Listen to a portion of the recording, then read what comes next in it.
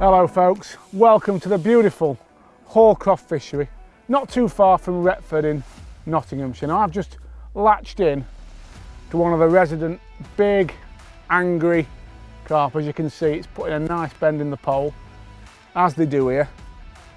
And what this video is all about is showing you how to catch basically big angry fish as we're moving to the autumn. You can often have a real chomp on commercials, sort of feeding up ready for winter. But as we know, the British weather is very changeable. Some days you can be catching fish shallow, on other days it's better to concentrate and try and feed them in and catch them on the bottom. So what I want to show today is a very simple one swim attack that I learned some years ago. Matt Godfrey was the person who really sort of perfected this way of fishing for me some years ago when we had a good late summer sort of commercial campaign, and basically revolves around fishing one swim about 13 metres from the bank, but doing it in a way that allows you to be very positive and catch the fish either up in the water. In this one here we've just hooked shallow on a slapping rig, or you can catch them underneath your shallow line, so to speak, on a method feeder. And the beauty of it is, whether the fish are up or down, it gives you a great way of being very positive, pulling a lot of fish into your peg and basically fooling, oh, look at him, great big angry carp. Now this one here, the hook's just pulled out in the net, which is a bit of luck. I'm not normally that lucky, but that can't be far off 16 or 17 pound. It's a massive, massive mirror. Brilliant fishing. So what I'm going to do, I'm going to hold him up for you, slip him back. I'm just going to show you a little bit of how I've prepared my bait for today, because it's quite important you get that bit right when it comes to this sort of approach.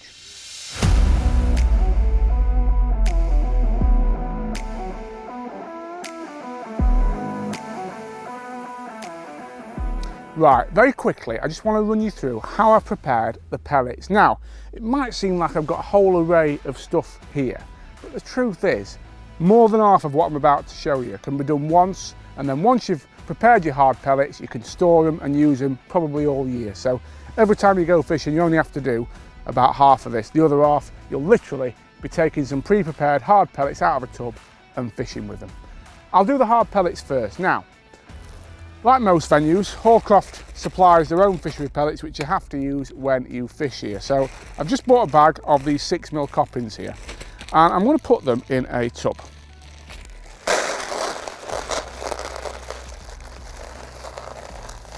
Right, there we go. First things first,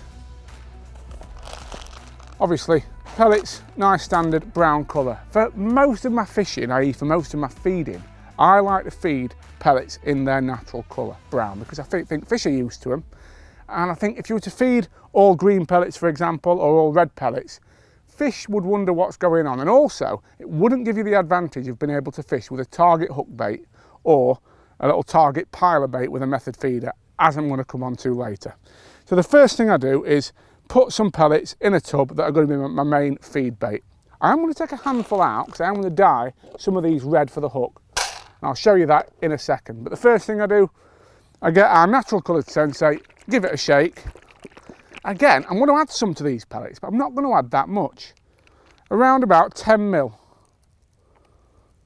2 squirts. Now, the reason I'm not adding too much is I want these to have that smell of sensate on them as they fall through the water, but what I don't want is them to be overpoweringly sensate flavoured, because again, that's what my target baits are going to be. They're going to be really strongly flavoured with the sensate. So my method feeder and the pellets I'm using on my hook will have a stronger scent than this. So I'm just mixing this in, making sure that all the pellets are covered with that sensate liquid I've just added. You can also put them in a tub and shake them up if you want to, but that's a bit deafening for you guys. I will be doing that with the smaller quantity of pellets in a minute when I want to be sure that there's a really even covering. With these, obviously I want them covered with the dye. I'm not too precious. I'm mixing them in. So basically, these pellets are covered in the Sensate fish accelerant, but it's still the natural colour that they're supplied in. I'm happy enough with that. Now, as an aside, you can actually leave these. Once they're dry, you can fish with them all year round. It's not like they go off once they've been covered in the natural Sensate. Just the same as the dye, this stuff doesn't go off, so once it's on the pellets, it's on there. Only thing I would say, I do often like to add a little bit more at the start of a session, just because I like a little bit of fresh on there that just comes off as it falls through the water. I think if you let it dry, naturally what will happen, once it gets to the bottom, the pellet starts to break down, then it comes off. But today, we're looking to catch it all layers, so from shallow to down on the bottom. So I probably had a little bit of fresh just before I started fishing, but that's simple enough. Feed pellets prepared. Okay, I mentioned that I like to do a few red pellets for the hook, and the beauty of this is, again, once prepared, you can keep these in a tub and use them forever. So you'll see when I'm on the box, I've got some little tubs with these already done in, but I just want to show you how to do them, just in case you're wondering how I make my red hook pellets. So again, we've got the Sensate bait dye. Now I'm going to give this a good shake, just make sure the pigment's really mixed throughout the dye. And again, I'm not going to put too much on there, you don't need too much. About 10 mils about perfect for a good handful of pellets. I'm just going to put the lid back on. Got a little covering for the top of them. And I'm just going to shake them quite vigorously. Now it does take, surprisingly, it does take a little bit of work to get the pellets totally coated in the dye. What tends to happen is the round of the pellet takes it on quite easily, but the barrel, because obviously the pellets tend to fall on the round, the barrel just takes a little bit longer to get covered in the dye. But a few more seconds, I don't think we'll be far off. Let's have a look at those. Oh no, we're there. Okay, so what I'm going to do next with these, and what I'd urge you to do, in fact, looking at them, I've probably put a little bit more than I need to on there, so you know, you could probably get away with a little bit less than 10 mil. You want a generous amount, you want to make sure they're well covered. What I'm going to do now with these is just put them to dry out. Now, again, this is something you probably do at home, but the beauty of these, once you've soaked that dye up again and dried, they can be used all year round. They're not going to go off. So you've got red pellets basically. Do this once at home, tub them up, you've got them all year. So they're done. I'm just going to spread them on this towel to dry out. There we are. Again, just making sure they're well spread. I'm going to leave them on there. It takes about 2 hours, I'd say, for the dye to really dry on there. Today's a warm day, it might take a bit less. But generally when I do it at home, what I do them the night before, or do them in bulk, should I say, before a session. Leave them. If you leave them overnight, you can be absolutely sure that dye has been really well absorbed. But if you want to do it on the bank, as I said, give it a couple of hours and it's normally dry. So that's how you prepare dyed pellets. Obviously you can do the same thing with the red dye, which is that, the green dye, the yellow dye, whatever you want. For shallow fishing, and to be fair, as a method hook bait, I do like a red hard pellet. They seem to be the colour that works the best for me. So to be honest, that's all I often tend to do when it comes to shallow fishing. So that's hard pellets basically covered. And as I said, you don't have to do this every time. You can bulk do these pellets at any point. If there's a fishery you go to a lot, prepare them with a Sensate on it. They're there ready to use, and likewise with your dyed pellets as well. So that's that covered. Okay, a little bit more complicated, not much more complicated, but a little bit more complicated is the method feeder preparation. Now, I mentioned I like to feed the hard fishery pellets natural, and the reason for that is when I fish my method feeder over the top of the same line, I want that to really stand out. And the way to make it stand out is, again, to utilise these dyes and make a little sort of, I'm going to call it a little power ball of bright colours, rich with Sensate, soft bait as well, as opposed to the hard, that the fish really home in on and suck in. And especially on venues like this where there's a mixture of carp and skimmers, it's a really good way of getting a fast bite, putting a softer bait in, a target bait that's bright that fish home in on. So how do we make that? Well, I've got here some of the fishery, these are the Scretins micro pellets. Let me just show you how I prepare these. Now there's a little bit of faff to this, not too much faff, but a little bit of faff for me, but it's worth it, trust me. So I'm going to do red pellets, green pellets and natural pellets. There's the option of also doing yellow ones as well if you want to really, you know, spice up that that colour spectrum. But to me, red and green are the most vivid, so I'm happy enough to put them in. So what we're going to do, the first thing we're going to do is put a generous squirt of each dye into 3 tubs. So I'm doing some natural coloured because obviously I want a few natural in there as well. So again, about, I don't know, 10 mil there probably. It's a natural. The red, again, we're going to give it a good shake. 10 mil. And the green. Good shake. In she goes. Right. So how we soak these pellets. Now there's an awful lot of media out there about how you prepare the perfect micros. Watch Tommy Pickering's guide to this because that's really good. He shows you how he prepares his pellets at home. But what I want to talk about is preparing them on the bank side, and the reason for that, a lot of venues you go to, you have to use fishery pellets. So for such as me who travels about a lot in summer, fishing different fisheries up and down, it's important to be able to prepare your pellets on the day and have them dead right for what you want them to do. So for example, today we've rocked up at Allcroft, bought these pellets, and this method I'm going to show you will have them dead right for fishing here at this venue. So what we're going to do, added the dye to the tubs. Next, we're going to add a little bit of water, not too much. I just want enough water to be able to cover the amount of pellets I'm going to prepare. So I'm going to say that that tub's about a third full, roughly. Same in all of them there. Right, and I'm also going to do a tub, I'll explain why in a minute, with no dye in it. This is what I'm going to call my test. Now, one of the biggest questions we get asked on coaching days, on demonstrations and on Facebook in questions is how long do you soak a pellet when you're preparing it for the method feed or a micro pellet, because it is a little bit of a minefield. And this method is the best that I've come up with for actually giving a one size fits all rule for doing that. So here we go, fishery micros. Now I'm going to put them in every tub, starting importantly with no dye, some in the green, some in the red, and some in the natural sensate. Okay, I'm going to put a few more in actually because I just want to make sure I've got plenty. I don't think we quite need a full bag today because I think them fish will be shallow, but we do need the option to be able to chuck the method feeder out. So now I'm just going to mix it round each one with my finger, making sure that the pellets are well distributed, and you can see that, and that they're all underwater importantly. There we are. Right, so why have I done this clear sort of test tank, you might be wondering? Because I don't actually plan on including these in the feeder mix. I mean, you can do because everything else is so sensate rich, but ideally I want all my micros to smell of sensate. The reason is, this tells me how long to soak the micros for. Now, if you look in there now, if I hold that up to the camera, you'll see I've only just put it in. There's hardly any discoloration, ever such a slight amount of discoloration in that water. And the reason for that is them pellets, they might have just started breaking down, but they're certainly not well on the way to breaking down as yet. They're just starting to take on a little bit of that water now. Now, today's a warm day.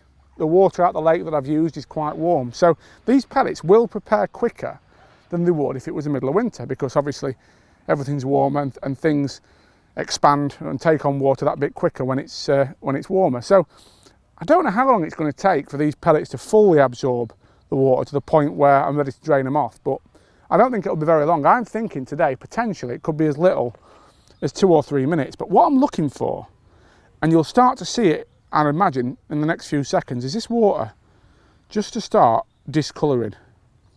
And what that means when that happens is the pellets have actually started to break down. It was Les Thompson who showed me this at the Ridding some years ago on a film.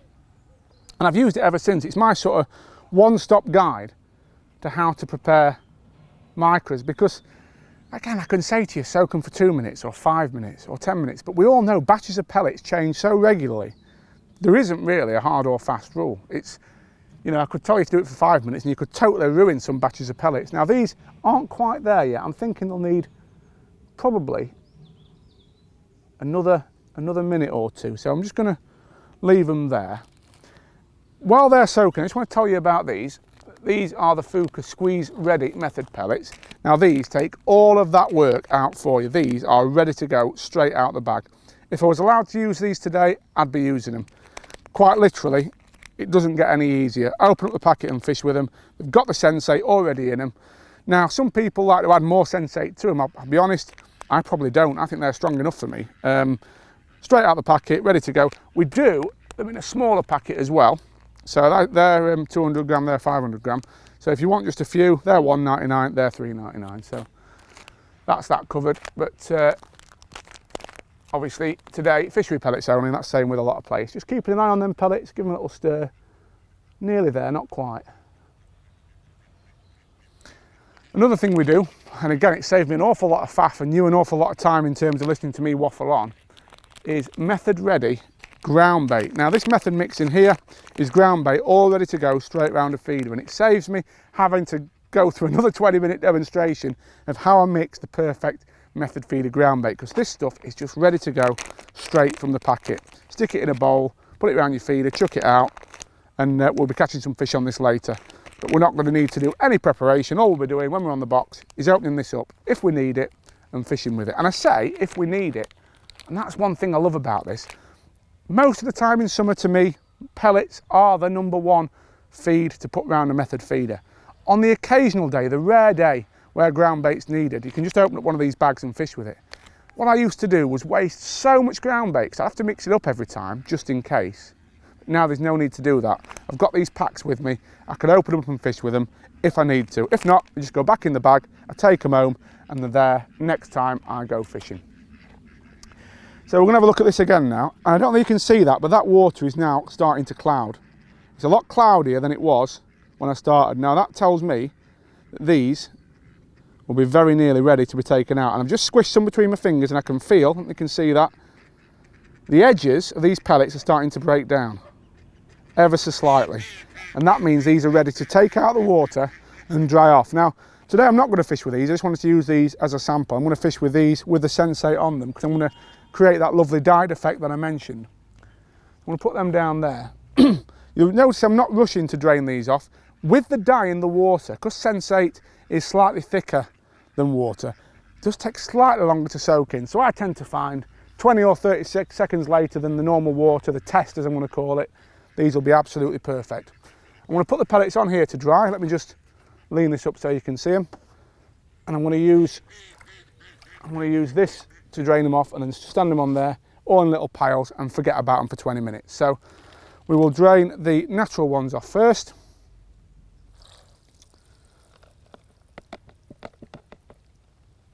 Okay, and just get the thick of the water off, the bulk of it off.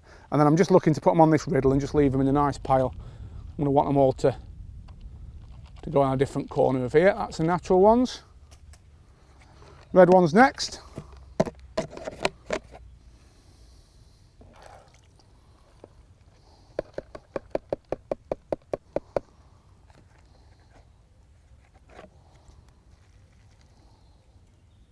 You'll see they've got a lovely red colour.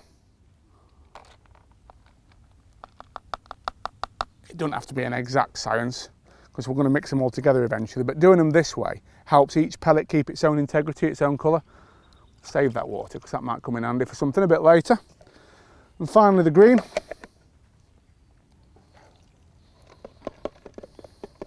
And again, they've gone a lovely, I'm going to call it betaine green, even though they're not actually, strictly speaking, a betaine flavour.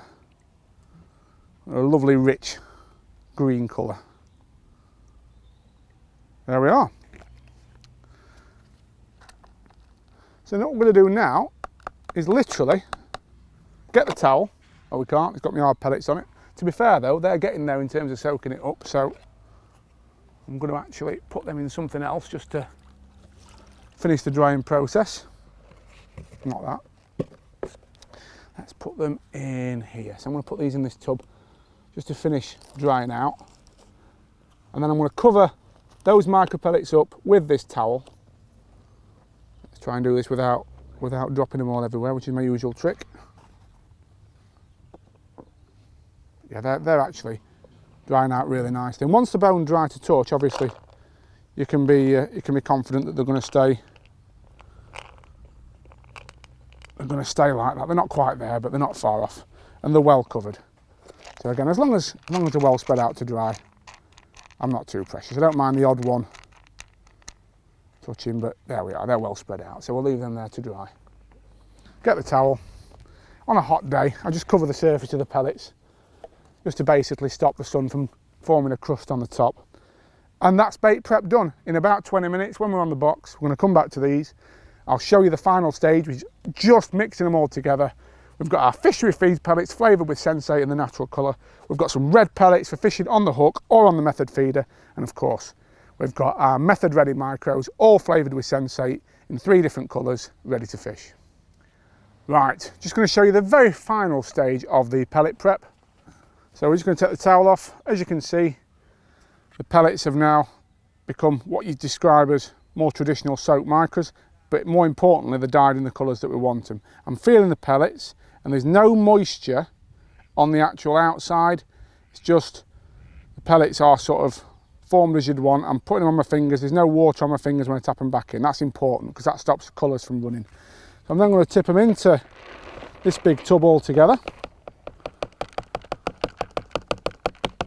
There we are. And I'm going to mix them together. And what you'll see is happening here is we're getting this lovely multicoloured mix of different colour pellets, red, green and natural. But most importantly, and I say most importantly because these are for use around a method feeder, once I've mixed them, I'll just show you what they're like. Now, I don't know how close you can get on this. Here's some on my finger. I'll get a few less. When I squeeze these, they're still hard in the middle. They've got a soft outer, but the middle part of the pellet is still got a little hard core to it, and that's vital because what that means is when you put these on the feeder, they'll expand off fairly quickly and reveal your hook bait. These will break down, from experience, 1 to 2 minutes. It'll go from being a compact ball of pellets on the feeder that hits the bottom in one piece to a nice pile of loose pellets because we've soaked them correctly, they've got that hard core and they're going to break up when they hit the water. Right, so the whole crux of this approach is about being really, really positive in one area of your peg on what most anglers would refer to as a long pole line. And the beauty of that, of course, is you can fish up in the water like we're doing at the moment.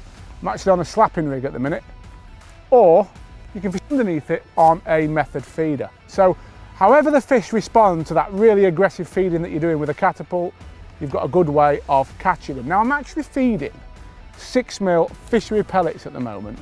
And the reason for that, it's a warm day today. There's an awful lot of skimmers in this lake. If it was maybe bigger fish, maybe a slightly cooler day, an overcast day for sure, I'd be feeding 4mm pellets probably. 4 or 6mm fishery pellets are the staple feed when it comes to what I'm doing here today, because they let you really attack the peg. You can make a lot of noise when you feed them, pull fish in, and of course fish are used to eating them. On venues like Hallcroft where we are today, this is what they eat 99% of the time. So the main reason I think this approach is so effective is it lets you quickly work out what level the fish are at a given time and catch them in the most effective way. I'm going to give you an example. I'm slapping at the moment. I always start every session slapping because if the fish are responding to noise really aggressively, you'll catch on this rig straight away. However, if after say 5 minutes or maybe even less, I notice there's a lot of fizzing under where I'm slapping, and I can see some fizzing there at the minute. If I notice that's really prevalent and I've not had a bite on this, I'll switch to a method feeder because that fizzing tells me the fish are on the bottom. Now the other 2 rigs I've set up are for catching fish that are maybe a bit more wary. They want to sit up in the water, but they're a bit more wary about where they're caught. So basically, with the 3 shallow rigs you've got set up for pole fishing and the method feeder, you're covered top to bottom in terms of where you want to catch the fish. So why start slapping? Well, I think it's a really good way of making some noise and catching what I'm going to call mug fish that come into the noise, and maybe, I'm going to call them the daft ones. Early in the session, often you'll catch 2 or 3 fish slapping before you have to resort to other, bad feed, but before you have to resort to other ways of fishing. So I'm loose feeding quite aggressively, as you can see, with 6mm pellets. I'm doing that little and often still relatively. I mean, that was about 8 or 10 pellets there. I'm turning the rig over into it, really using that float, the bulk and the hook pellet to make some noise on the surface of the water. And that's all designed at pulling fish in. But if and when I switch to that method feeder, I'll still be loose feeding pellets to pull fish in, but I'll probably do it a little bit less regularly and a little bit heavier, so a few more pellets in the pouch when I feed. But I'm not going to give this too much longer, and we'll be on the method. But oh, there we are. What's that? That's another fish in that feed shallow. There's another angry fish as well. In Allcroft, these fish really do pull hard. You can see that he's going for broke. It's bottomed me out. I've just got a little bit of extra elastic in there. Little trick that my old mate Joe Carp showed me, and that's probably saved my bacon on this one, I think, because it's turned now. And it's coming back towards me, I think. You can never speak too soon with these Allcroft carp. But you'll see we're still fairly early in the session, and that fish has definitely come to the noise of me slapping the pole on the water and that aggressive feeding of the 6mm. So you're probably thinking, best laid plans, you just do that all day, wouldn't you? Catching fish of the size that I am slapping, you're going to build a massive match weight really quickly. And it might well be that if today was a match, that's what we'd do. But that method feeder really does have its uses. And even today, I would imagine if it was a match, there'd be spells when we were best off fishing on the bottom, underneath the shallow line. So why a method? Well, the main reason is it cuts out 90% of your margin for error. By that I mean your margin to foul hook fish. Because I've got a small 4-inch hook length on it, if I do get a liner, I can sit confidently, because a fish that picks up the bait is pretty much guaranteed to bolt once it's done so and give me a proper pull round. So I'm going to show you how I do that a bit later, but I'll set the tip really slack and just basically wait until I get towed in.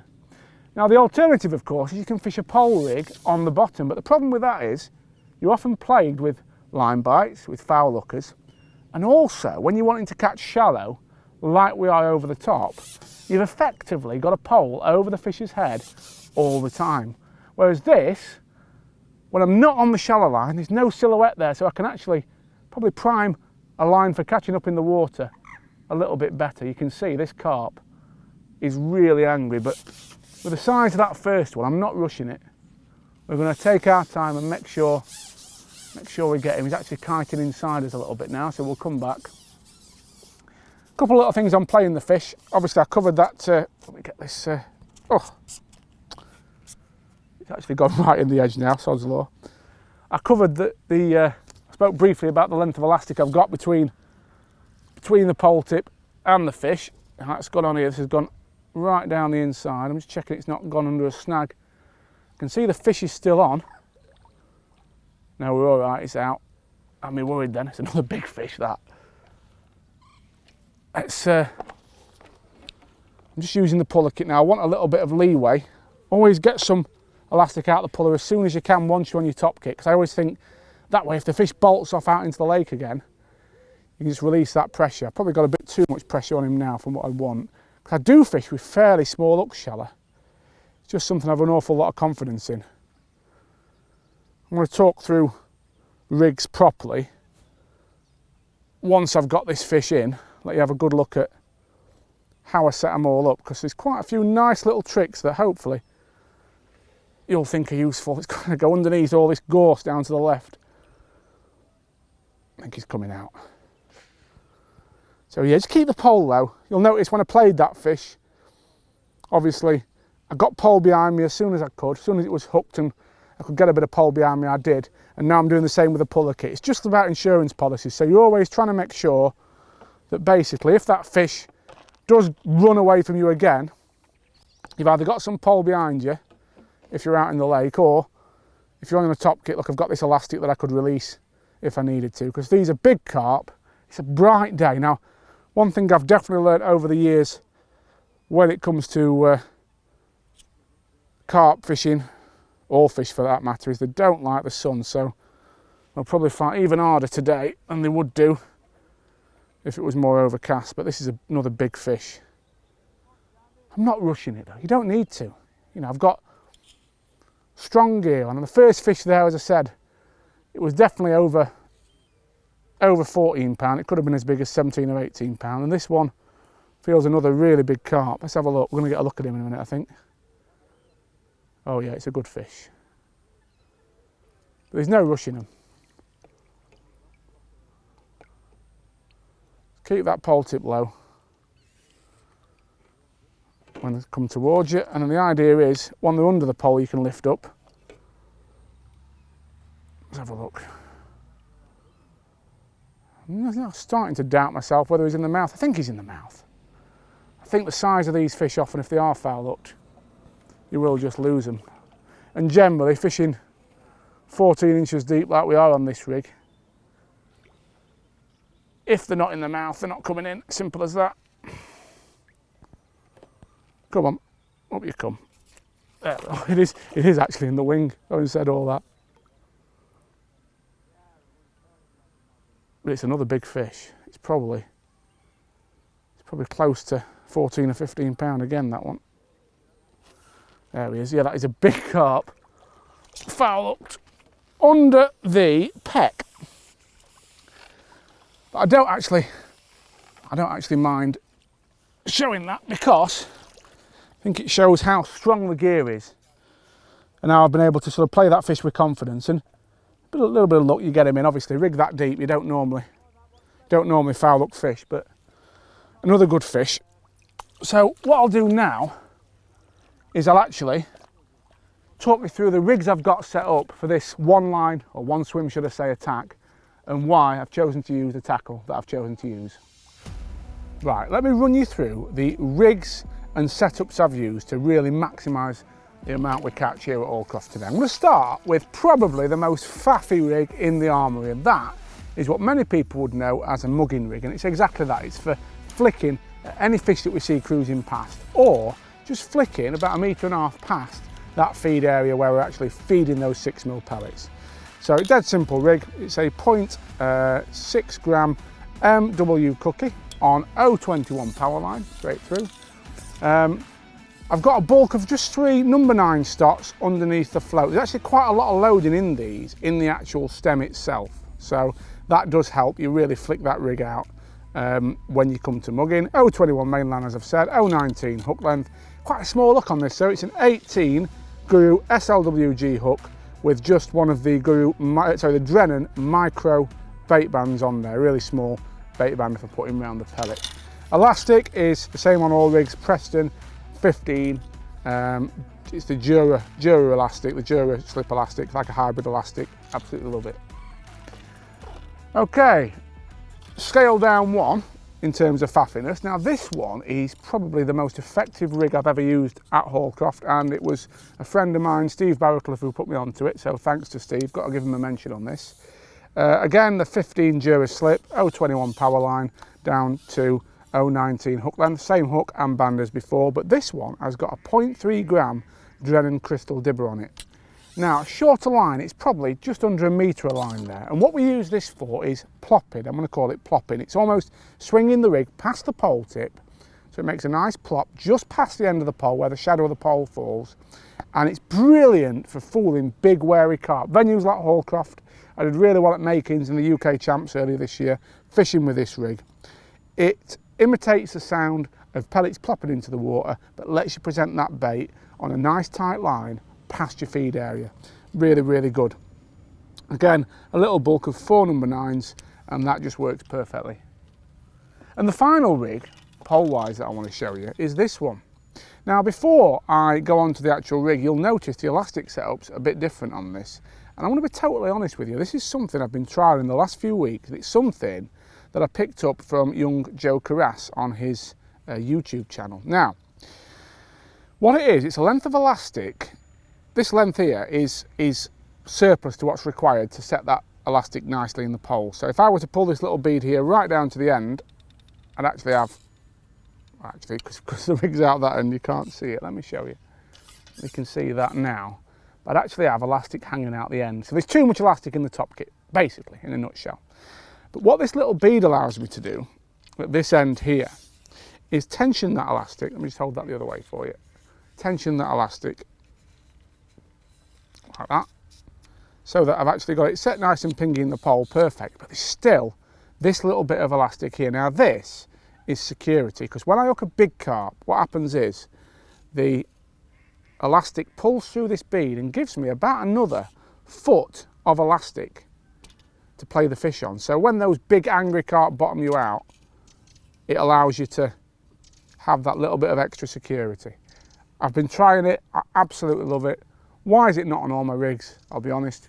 There's nothing wrong with these elastics, they're fairly new in, but I haven't got around to replacing them yet. When I do, I'm going to incorporate this nice safety feature on all my rigs going forward. It's brilliant, it just gives you that bit more security. Onto the rig itself. Now this one is a slapping rig. So this is the least faffy, I'm going to say, of the pole rigs. Same tackle, 18 SLWG, micro bait bands. This one's a 6-inch hook length though on this one, just to give me a little bit more distance between the bulk and the pellet. I do sometimes often use 4s as well on this. I'm happy to experiment really. Just wedge this between my arm, making a pig's ear of it. There we are. 6-inch hook length, as I've said, down to, that's 019 as well, 021 mainline. And I've got there one of the Warren PT, I think they're called a slapper float, nice thick bristle on those. Little carbon stem, they're perfect for slapping. You'll see them in action in the water, no doubt. Probably, I'd say 60cm lash on that, just lets me really work the rig and get a good splash on the pole. Importantly on all these, and I'm going to show you the components in a second, I've got these little Dacron beads without the Dacrons pulled onto the elastic with just a knot. It's a very direct way of actually attaching the rig to the elastic, and that's really important with shallow fishing because you want that connection as direct as possible. You want as little chance for the fish to reject that hook bait as possible. So let me just show you the component parts of that, and then I'll show you the feeder rod. So it's these things, the Guru pole elastic connectors, but what you do is you actually use a Dacron to, well, first thing you do is flip the bead round so it's on the other way, then you use the Dacron to pull the bead onto the elastic, then I actually chuck that Dacron away. I don't like it. I just use the bead, and it just makes a nice safe housing for a little knot with the loop on it. Just in case you wanted to know, I've brought along some little prop. So that's the line, 021, I've mentioned it. 019 hook length, that's reflow power, as you'll see it in the shops, and these are the hooks.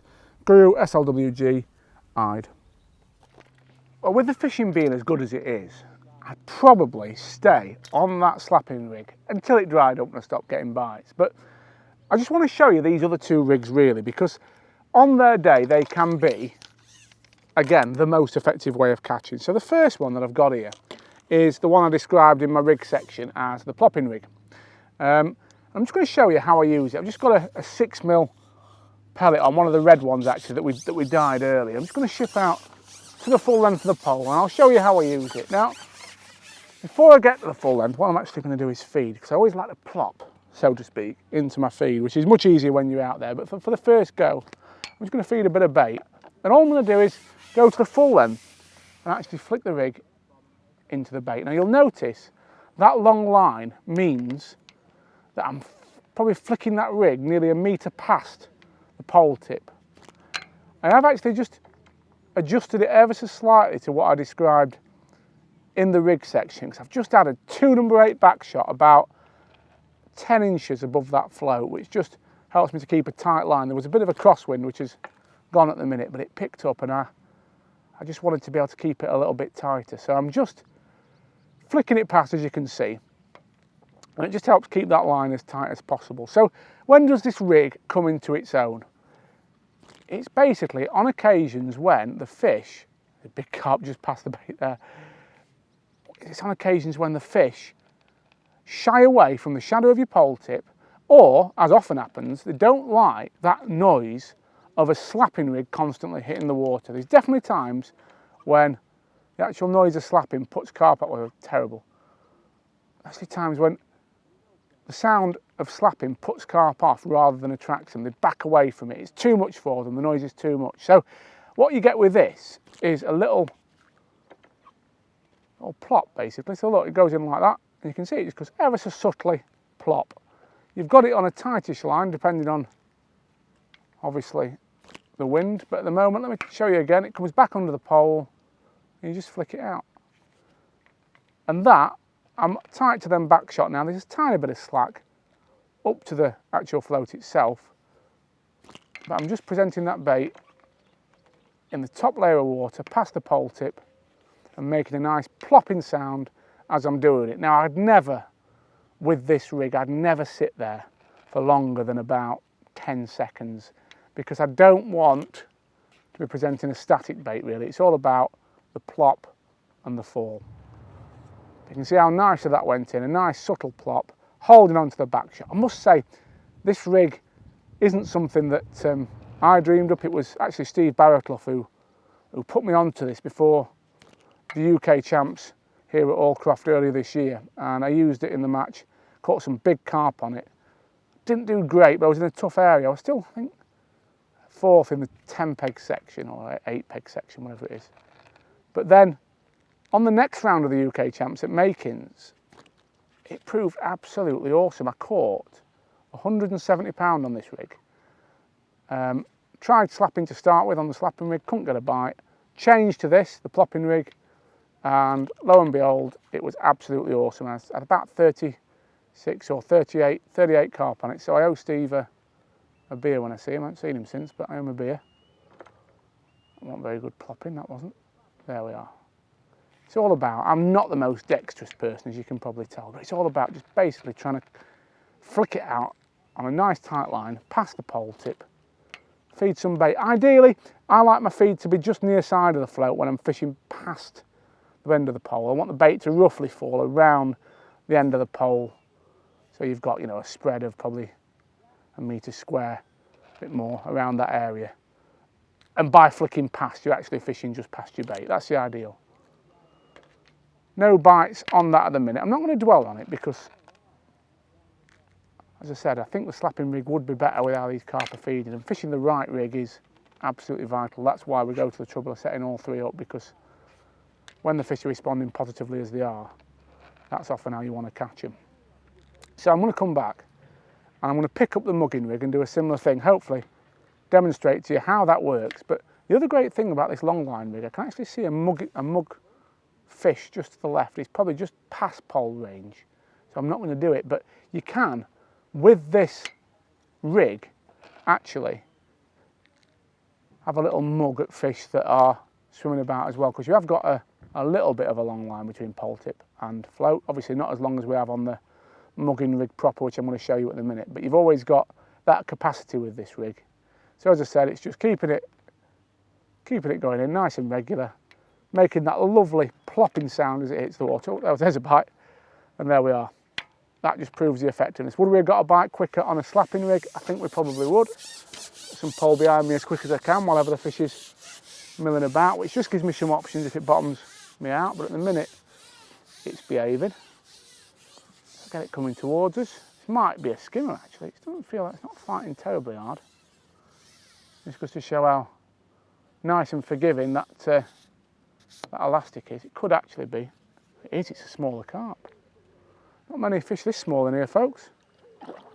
I'm tangled, my microphone's actually tangled round the hot box leg. So let's just get that off. Right, we're in action. It's a smaller carp.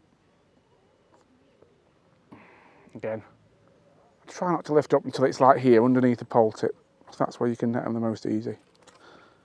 Lovely little fish. Not many fish as small as this in here. It's probably one of the smallest carp. And liveliest as well. Try and do them under the platform. Come on. Typical, isn't it? You can have a 15-pound mirror. And it can't get under there, and you get a little 4-pounder like this, or 3-pounder. There we are, we've got him. He's ours. Oh. Lovely. So that demonstrated the mugging rig. As I said, I think we would have, lovely fish, I think we would have got a fish quicker on the slapping rig. Sorry, that was the plopping rig, that was. Demonstrated the plopping rig nicely. We probably would have got a fish quicker on the slapping rig, but it showed you the principle of how we use it. And we've had a carp on it. So let's have a look now at the mugging rig. The main difference, of course, being a heavier float and a longer line between pole tip and float as well. So this is the so-called mugging rig. Now, when I talked about the rigs, I talked about this lovely heavy 0.6 gram Mick Wilkinson cookie, and that's absolutely essential to this rig working well, because what I want to do is that I want to flick that rig effortlessly past my pole tip. I've said already, I'm not the most dexterous, I'm a bit cack-handed, but even I can mug to a reasonable level with these floats, because they just help you literally place that bait where you want it. Now, I know I've said it already, but this is one area, where red pellets are deadly. Like the difference between mugging with a red pellet, show it to this camera, the difference between mugging with a red pellet on like that and a fishery coloured pellet, a normal brown pellet, can literally be the difference between getting a bite every chuck in and not getting a bite at all. Now, I can't see any muggers at the moment. Can't see anything around. I've not seen that many all day, the odd one, and generally at range. So I'm probably not going to be able to show you this rig as I normally use it, which is, you know, flicking it at fish I can see. But what it's also great for, so what we are going to use it for, is flicking past the feed area. So there's some days when the fish are really wary and they sit right past the feed area. And again, look, it's like a bullet. Out she goes, and we're on a tight line, probably a metre and a half past our feed area. And often, especially on venues with big wary fish like Hallcroft, when you've got a bit of match pressure on it, that is where the biggest fish will sit. So, again, look. Now, I was struggling to do that with the 0.3 gram, and that's a shorter line. You know, on the plopping rig, I was actually struggling to, the fish mugging, I was struggling to do that. But with that heavier float, it's actually easy. Now, this is a very angry fish. This could be another big common, actually. It looked like a common when I hooked it. Again, always get that bit of pole behind you, especially when you're dealing with fish of this size, because it just gives you that little bit. I want to call it an insurance policy. You can follow the fish out if you have to. You've just got that behind you then. I never understand it when I see people hook a fish at 13 metres and let it run out into the lake and bottom them out. You'd be better off shipping straight back while you can to 11 metres or 10 metres, then you've got the option of following it out. The thing with these big fish, they can be unpredictable. Sometimes they can lull you into a false sense of security by following the pole in. So as soon as I get it off like that, I'm keeping the pole tip low, I'm getting a good strip of elastic out of the puller kit. So if I need to, if that fish goes mad and goes back out, which it could, I can follow it back out. But whatever it's coming towards me, I'll keep pulling elastic out, just because you might get a chance. Keep that side pressure on it. Nope, that's going back out. It doesn't matter. These fish are that big, I am not rushing them, so that's really taking off now out into the lake. We might even have to put sections on. I'm not bothered if we do, but no, it's turned. It's just about control, really, and I like to think of it like insurance. Like, you always want something as a bit of an insurance policy, really. And not a massive fish, probably £8, 8 to £10. Not like the first two. Well, it's one of those really deep fish, actually. It might be a bit bigger than that, but it's not. It's a mirror. It might be £8 to £10, actually. It might be a bit bigger, but it's a mirror, and it's quite a deep one. It can come in misleadingly quick here at Hallcroft. You've got to always have your wits about you, especially if there's in the margins, there's platform legs, there's bushes. I've not had a chance at this one yet. It keeps getting into the sunlight and turning, which they do. Right, oh, nearly. They hate the sun. On overcast days, it's amazing. Fish will fight sometimes a lot more placidly. The minute they get a glimpse of that sun, they're not happy, so we'll have to try and be quick when it comes up next time, I think. Never get into the temptation. It's so easy. I've done it myself in a match situation. You think, oh, I'm bagging now, you know, and then you start really pulling the reds off. It never pays. It never pays. You've got to give these big fish the respect they deserve. No point taking the time to hook them if you're just going to lose them by pulling too hard. And I mentioned already, I think I get more bites using quite small hooks, like an 18 hook, like I said. You can see I'm not holding back, I'm giving this fish some pressure, but I'm always mindful that you don't want to rip the hook out as well, you know? That's the only danger with the small hooks. Definitely more bites. Come on, don't go down there. And there's no rhyme or reason to it, you know, sometimes you'll have a 6-pounder that fights harder than a 16-pounder. It's just how much energy they've got. And Hallcroft here, big lakes, catch the wind, plenty of oxygen. Really healthy fish. We actually netted that one under the water. Not a massive fish, it's probably a bit smaller than I said. That's probably only 6 or 7 pound. But a lovely carp. You can actually see that red pellet probably just in the corner of its mouth. So that's a little insight into how I use the 2 rigs. On a given day, you've got to try all 3 before you rule shallow fishing out, because some days they'll definitely come to noise and the slapping rig's better. The in-between days, I like that plopping rig for fishing just past the feed area. And on other days, the mugging rig, of course, especially when you can see fish and you can really use that heavy float to flick out. And as you see, you can see it makes its own tight line, so you're always in touch with it. And obviously, even on days where you can't see a fish, I've now been out there, couldn't see anything, but use this to fish past the bait and probably had one of the fastest bites I've had all day. So 3 shallow rigs. Let's have a look now at how I use the feeder and when I choose to fish the method feeder over the same line. Right, on to the method feeder setup. Nice soft rod. It's Nick Speed to thank for this. It's a Shimano Aero X7 9-foot finesse feeder. Lovely soft tip. I've actually got the ½ ounce tip in it. The reason for that, stops your feeder moving on any liners. I fish it on a nice slack line, so any liners you get little pulls on the tip, but it doesn't actually move the feeder as you might do with a stiffer tip. 8-pound Guru drag line. Actually bought a little bit of that to show you in my lovely EVA case. There we are. And I've just got a 20-gram Preston ICS method feeder on there, and that's free running as it has to be at this venue, down to one of the ICS quick change beads. It's nice and in line and free running. Love these little feeders. Hook length wise, it's a 4-inch hook length on that, and it's actually lighter than my pole rigs because I figure I can set the clutch nice and light. At the start of the session, until I know what I'm going to catch, I'd rather get bites. So I'm actually starting, believe it or not, on an 0.15 hook length on this. 18 Guru SLWG hook again, micro bait band. There's actually a dyed red pellet in there at the moment, but I will use the wafters and sinkers through the day. The beauty of these, if you want to, you can change them and put bombs on, but I'll be honest, 99% of the time when I'm doing this approach I'm talking about today, it's just a method feeder.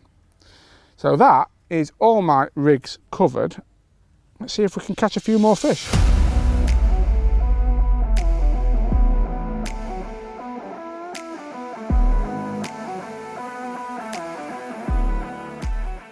Even I can't quite believe that. I chucked the feeder out over where I've been feeding shallow. Said to Dave, I don't think we're going to get a bite on the method today because there's that many fish up in the water. I mean, you saw how fast them 2 bites were. And this is literally at the bottom. And within no more than about 2 minutes, it's flown round and we've got a carp on. Now, the method feeder is probably the most effective commercial fish catching tactic out there. And the reason for that is it's so foolproof. If you load it properly, and as Tommy would say, and I can't say it as well as Tommy, but don't move the feeder, you can't go wrong, you can't fail. And in situations like this where there's a lot of fish, I mean, with loose fed pellets dead heavily out there, we've brought a lot of fish into the peg. The tip's never still when it was on the rest then. When there's a lot of fish there, it's even more effective because other than shallow fishing, which is probably, you know, the other most effective fish catcher because you're only fishing at a shallow depth so you can't foul up fish. It's the most effective way of making sure you don't foul hook anything and you get them in the mouth. Now I'm really taking my time with this, but I don't know where it's at. I don't think it's a massive fish. You can see I've got a lovely soft rod. It's the 9-foot Shimano Aero X7. I talked about that little bit area earlier. One of the Guru Aventus reels. Just set the clutch nice and steady. And it's the same principle I use on the pole. I'm not rushing these fish because there's a good chance it'll be a big carp. So I loaded it up with the pellets I showed you earlier. I'll show you again in a minute. We'll have another cast. But I loaded it up with those pellets. Cast it over the same line. I've got a dyed red fishery pellet on the hook. And the key is really then to sit on your hands. Now, because I'm pole fishing, I tend to use the Guru Reaper rest as a bit of a backrest. I'm not one of these who has a separate butt rest. But you really, if you're going to fish it across your knee, you really need to learn to sit on your hands and wait until you're certain that the fish is in the mouth. And that's basically what I did with this one. I didn't pick up until it was virtually pulling the rod in. I'll show you in a minute how I load the feeder. It's quite simple, but you have got to get it right. That's probably the most difficult part of method feeder fishing, if there is a difficult part. It's loading the feeder properly, and then you just sit there with confidence. And another thing, on days like today when there's a lot of fish feeding, you can see Hallcroft stuffed with fish. We've got a lovely warm wind pushing up here.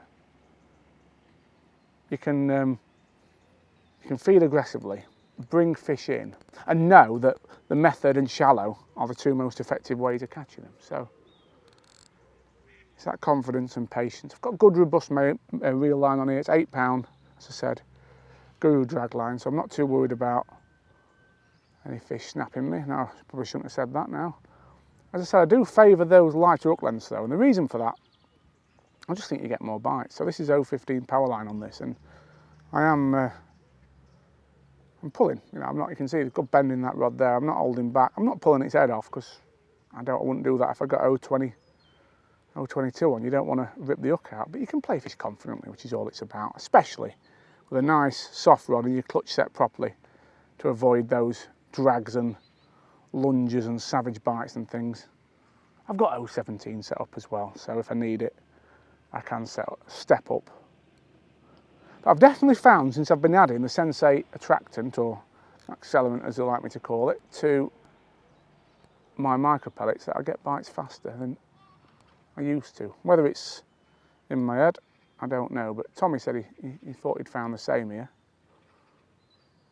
And I've been playing with it for a while now. It's definitely good stuff. Now this is either a really big fish, which it could well be. We've had some big fish already, or the line's wrapped round, or something strange is going on, because it's not popped its head up yet, but we're not going to rush. It's just that, keep that steady pressure on it. I've seen some big old tail patterns, so it could be huge, this, I don't know. When it comes to netting, I always do what I've just done there, flick the old back wind off. It's not that I don't trust the clutch, it's just, it lets me react really quickly if I need to. Tell you what, superb fishing here at Hallcroft. I come here in the winter, you know, and we catch between, probably average, 18 pounder silvers every round between November and March. And you hook carp and they count as a pound, but you definitely don't get plagued with them on the majority of pegs. There's the odd peg where you catch a few, but mainly it's a silverfish or chuck. And you come here in summer and you just get dragged in by carp. It's a great venue.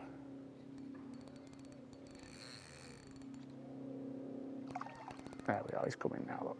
Let's just keep that bit of pressure on him. He's in the mouth, he's just a lively one. It's like I said earlier, sometimes these 8 pounders like this one, you know, they fight. I'm trying to get his head up now because he's getting tired. They fight as hard as a 15 or 16 pounder sometimes.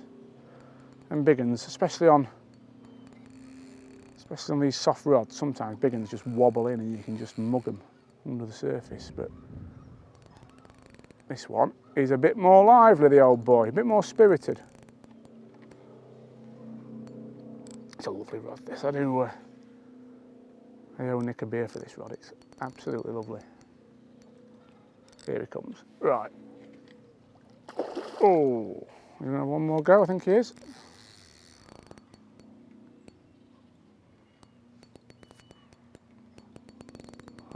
my arm's getting tired. The fish are so fit though, it's crazy. Tommy wouldn't have messed about with it like this, it'd been in the net now. Go on, pal, let's have a look at you. There we are. So, another lovely mirror. So we're going to flick the bail arm back on. Now, just one little tip, and I'm giving you it because I've just actually messed up by not doing it quick enough myself. Always put your anti-reverse on when you get a fish in the net. And always just, I always like to slacken the clutch off and make sure, as quick as I can, there's a little bit of tension between the tip of the rod. And you can see I've actually got a tangle on that already. Let me just turn it over so it's not tangled anymore. Wedge the feeder under your bum. Have your clutch slack so that, what I'm trying to get at, you always want a little bit of tension.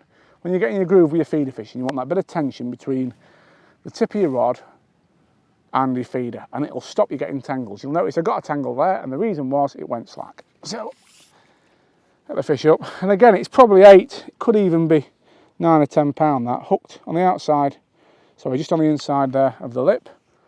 Lovely carp, let him go. I'm just going to show you how I load the feeder, and also how I feed. So I'm going to change the pellet very quickly, and then I want to come in and just show you what I do. So it's a red pellet, as I said.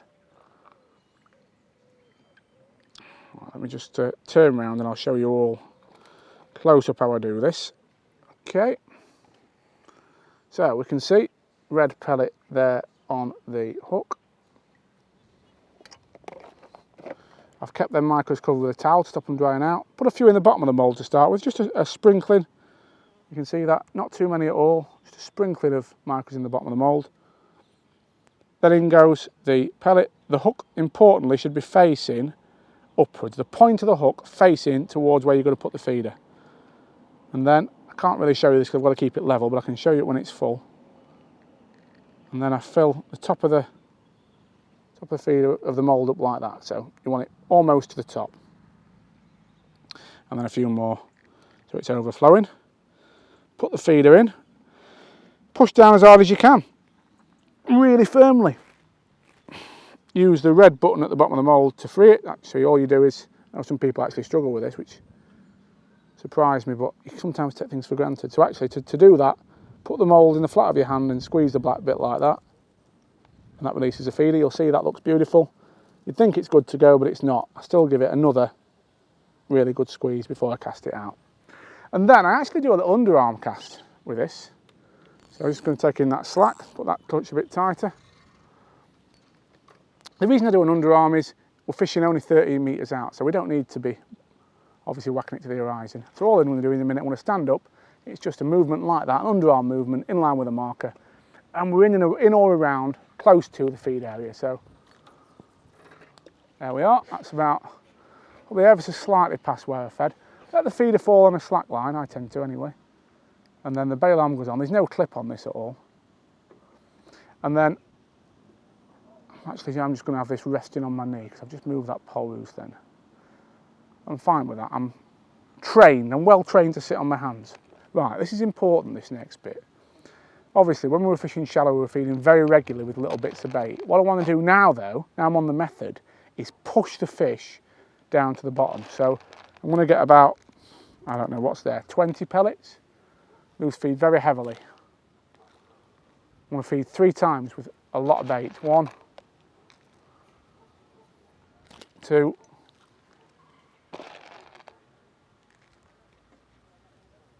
3 times. And at that, the trap is set, the catapult goes down, and I won't pick that back up until either A, I want to recast if I'm trying to pin the fish to the bottom, or B, I might want to try shallow and think the fish are up in the water when I might start pinging pellets a bit more regularly. So it's just about gauging your loose feed to how you think the fish are feeding. So in a nutshell, that's the feeder approach covered. Well, that was another fast bite on the feeder. Not in the water for more than probably 2 minutes after the cast. As you can see, it's scorching hot today. And I really do think, as the days panned out, shallow fishing would be the way to a massive weight. But it just goes to show if you get your feeding right in terms of loose feeding, and fish obviously the right bait around your feeder. We've got that bright target method feeder because of those brightly coloured micros. you can force the fish down and catch them there as well. But other days, if the pressure was different, and obviously as we head into autumn, we'll see a lot more days where you do actually catch the fish on the bottom. So this method feeder approach might be accounting for 70, 80% of your weight, and you might just nick a few fish shallow to really push you over at the edge and win the match. But I hope it's shown you how you can be nice and positive on one line, catch fish up and down wherever they want to feed. And the two approaches, done correctly, are almost foolproof in that the method feeder, obviously the fish hook themselves, no room for line bites or foul hookers, sit on your hands and every fish you get will be in the mouth.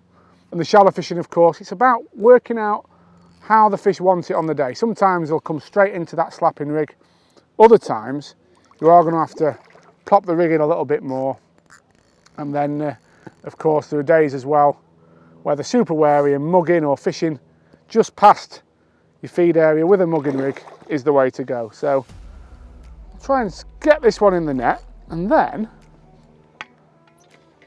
we're going to sign off.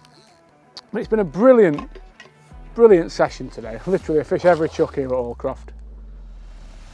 And I think I said before, that sensate attractant, I'm not a massive believer in, or never have been, should I say, a massive believer in adding things to pellets or ground baits. I've always thought it's as much as possible about matching the hatch. But since playing with this, I've definitely thought that you do get bites a little bit quicker by adding a little bit of the fish accelerant to your pellets.